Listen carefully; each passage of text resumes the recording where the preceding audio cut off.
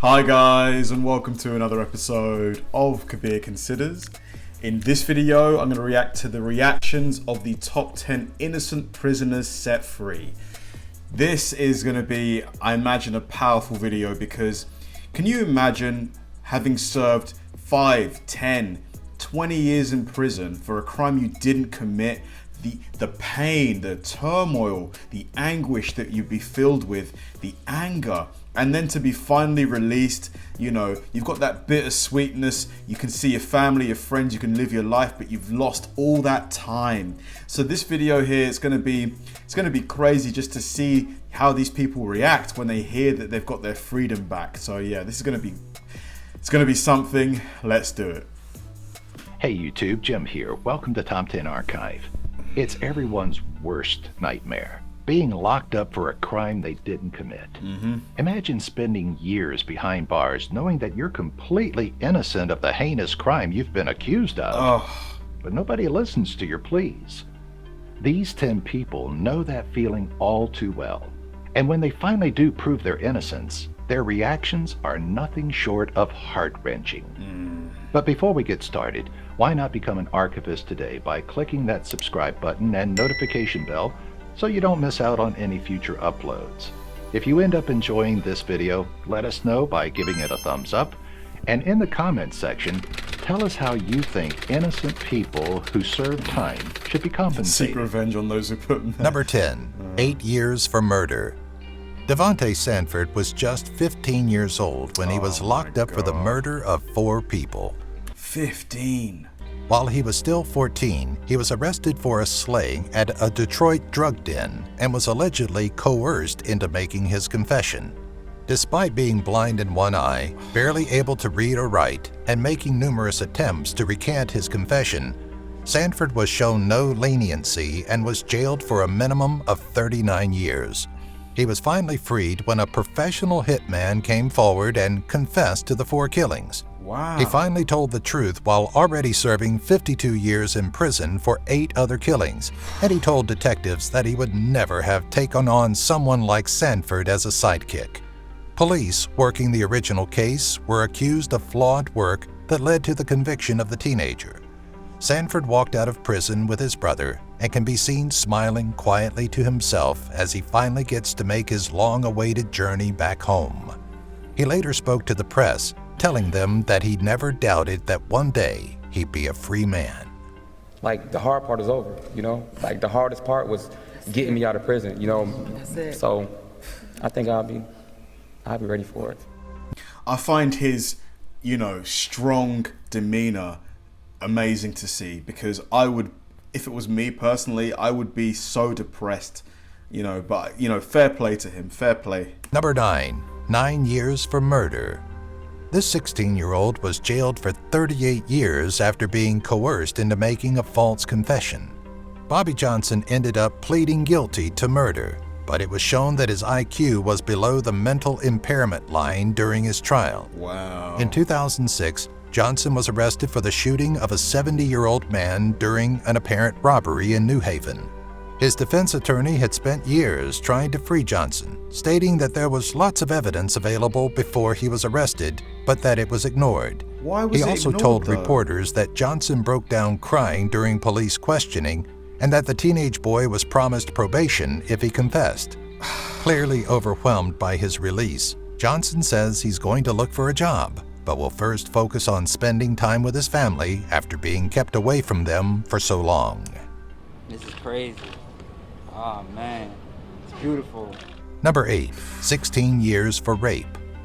Louis Vargas was jailed for rape that he didn't commit after DNA evidence linked him to the 1998 case.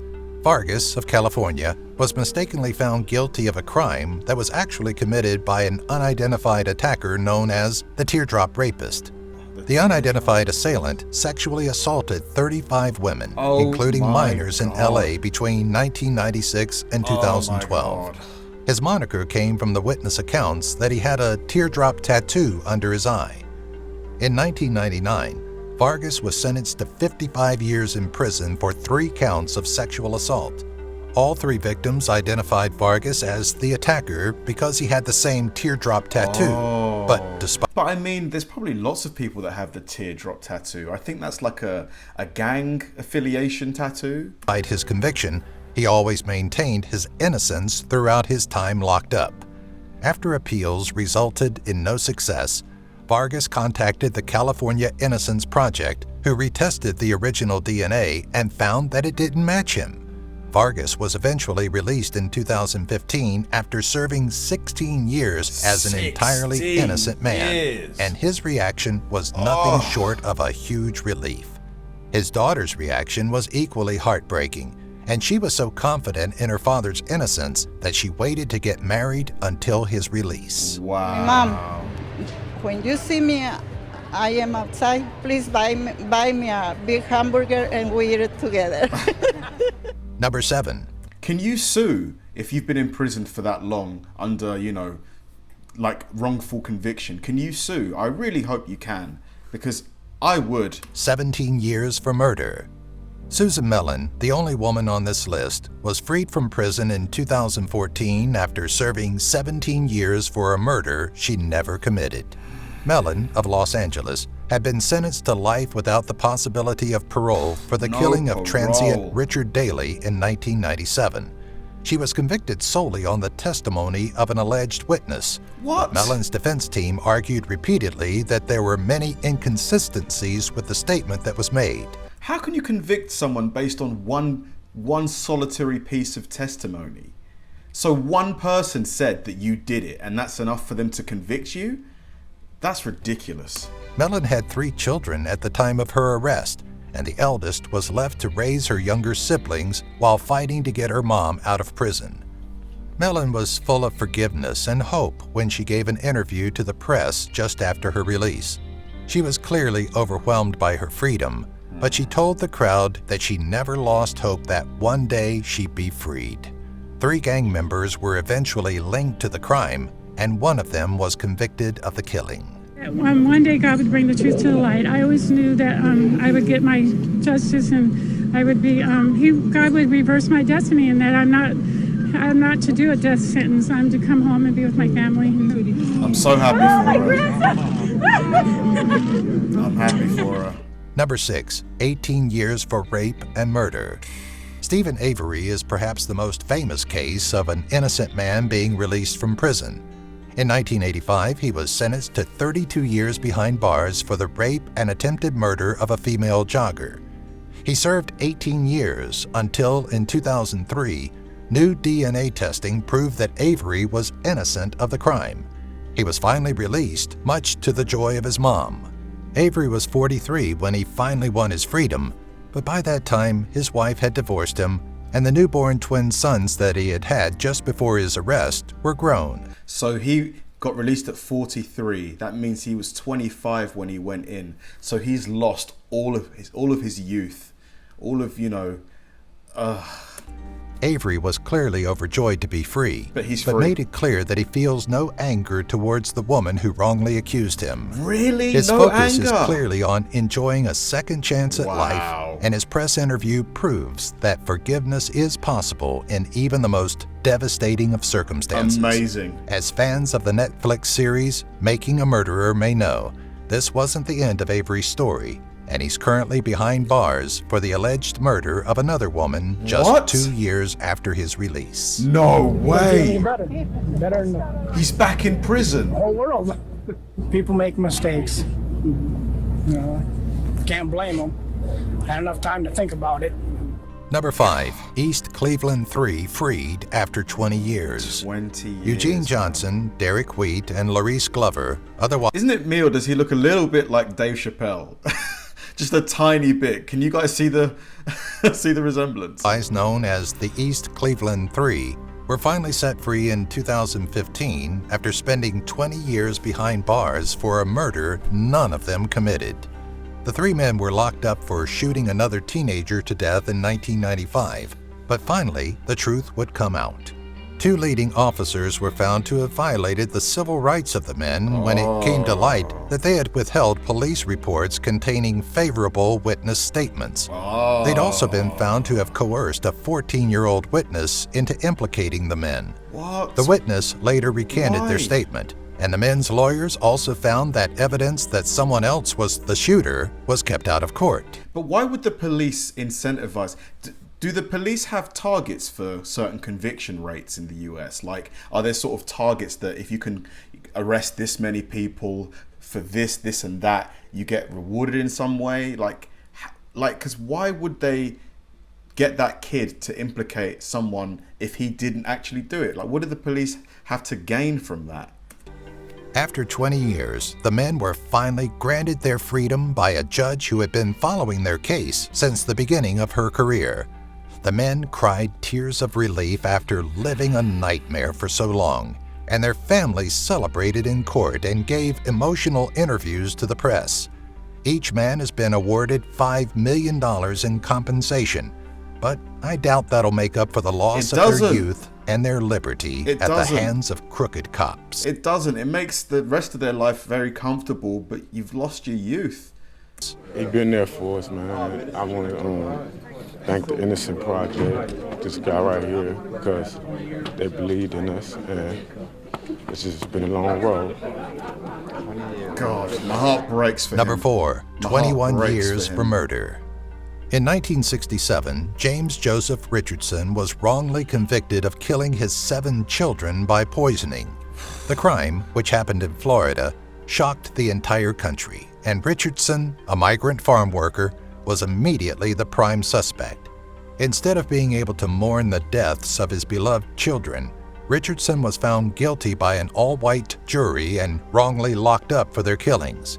Sentenced to death, Richardson spent 5 years on death row until 1972, when Florida's laws changed and the sentence was commuted to life in prison.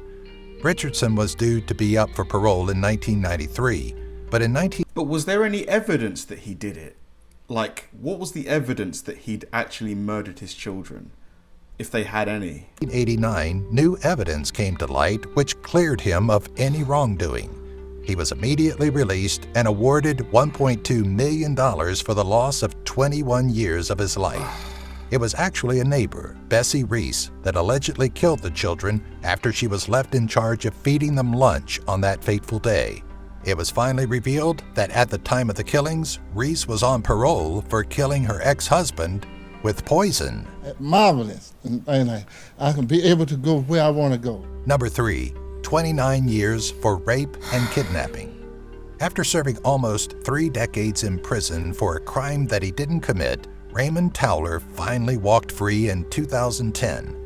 In May 1981, an 11-year-old girl and her cousin were walking when they were lured to a wooded area by a man claiming there was an injured deer that needed their help. When the 2 children followed him, the man pulled out a gun and assaulted the boy before raping the young girl. Oh my God. Tower was stopped for running a stop sign a few weeks later, and the police officer noticed that he resembled the composite sketch of the rapist. The victims and other witnesses identified Tower from a photo lineup, and despite having an alibi, he was sent to prison for life. As the judge fought back tears and Tower's representatives did the same, the man himself simply said, "Wow," before giving a heartwarmingly positive interview. It's a long time coming with it. Yes, Lord. Yes. Glad y'all can make it. Number 2, 36 years for murder. 36 Michael Handline was years. locked up in 1978 and was finally released after 36 years in November 2014. My God. He was sentenced to life without the possibility of parole after wrongly being found guilty of first-degree murder. In November 1978, a biker by the name of J.T. McGarry disappeared from his California home before being found shot dead a few days later. Handline was arrested for the killing, but it was discovered that his case had been grossly unfair. A defense attorney that represented many of the prosecution's witnesses had threatened them into testifying against Handline. What? And one even falsely placed him in JT's home on the night of the murder. Wow. Handline's first steps of freedom are wonderful to watch, and he's clearly overwhelmed by finally being outside. His first stop?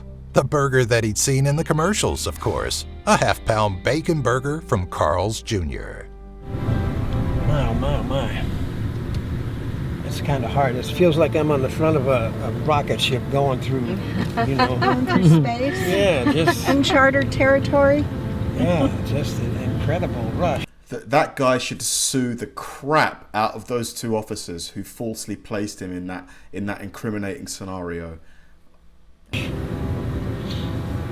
Doesn't seem. And they should be jailed as well. Real yet. Number 1, released after serving 39 years for murder. Ricky Jackson was freed after serving a grueling 39 years for a murder he didn't commit. In May 1975, a businessman was murdered outside a grocery store where he was delivering money orders. 2 black men were reported to have beat the man and thrown acid in his face before shooting him dead. Good Lord. The case against Jackson and 2 other men was built around the testimony of a 12-year-old boy who said he saw the men commit the crime. 12? Jackson had never been in trouble with the law before, but that didn't matter to the courts, and in 1997, he was sentenced to death for the murder he didn't commit. So a kid told the police that he did it, and even though he had a clean record, this is ridiculous. This is insane. That charge was later commuted to life imprisonment, and after the only witness to the crime finally came forward and admitted he was lying about what he saw, Jackson's conviction was finally overturned in 2014. Bullshit. Jackson's quiet relief as he's freed is beautiful to watch, and his following interview is full of hope. He's even forgiving of the person whose testimony sent him to prison in the first place, speaking of the courage it took for them to come forward and tell the truth. My God. I feel like crying for this guy, man. 39 years. Yes, it does. They don't fit it, I'll fill it. Thank you. Thanks for watching. Heartwarming to watch, right? Regrettably, sometimes it takes a long time for the truth of a matter to finally be recognized. That video made me quite angry, to be honest. Really angry. I just don't think that there's at least 50% of these people shouldn't have been jailed in the first place. The whole premise of law is innocent until proven guilty. Proven. You can't jail someone based on one testimony from a child. You know, that kid could have been coached into saying that stuff by his parents. If the parents didn't like the look of the person who's defending themselves, imagine you or your family member served 40 years and it turns out that the kid was lying. Oh my God. I know that these people forgave the last guy, Mr. Jackson, forgave the kid who did that. I don't think I could, honestly. But then again, 39 years is a lot of time for you to think about it, and I can't imagine holding anger for that long. At some point you probably just let it go. But honestly, guys, let me know how you would react. What are your thoughts on this? Is this right that this is happening to people? I don't think it is at all. I think there needs to be changes made, honestly. Thanks for watching, guys, and I'll see you in the next one.